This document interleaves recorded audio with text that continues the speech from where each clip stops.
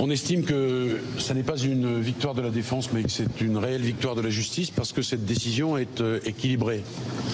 Elle rappelle évidemment la gravité des faits, elle rappelle le mensonge de Jérôme Cahuzac,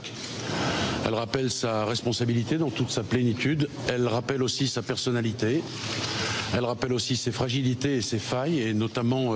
ce qu'a apporté à cette audience l'intervention de l'expert psychiatre. Et la Cour, tout en le condamnant à de l'emprisonnement,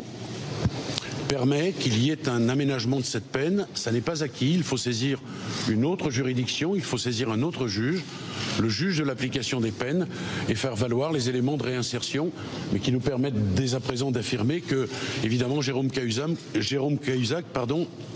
comme nous l'avons dit, ne mérite pas la prison. La prison, c'est fait évidemment pour sanctionner, c'est fait aussi pour réinsérer, et là en l'occurrence ça n'a pas de sens, c'est fait aussi pour mettre les gens dangereux à l'abri et à l'écart, et très franchement là non plus ça n'avait pas de sens. Donc cette décision elle est conforme à nos vœux, elle est plus grave d'une certaine façon, c'est une peine de 4 ans qui a été prononcée, dont 2 ans avec sursis, et nous avons toute une discussion et tout un combat judiciaire à mener pour donner un certain nombre d'éléments relatifs à ce que fait et ce que fera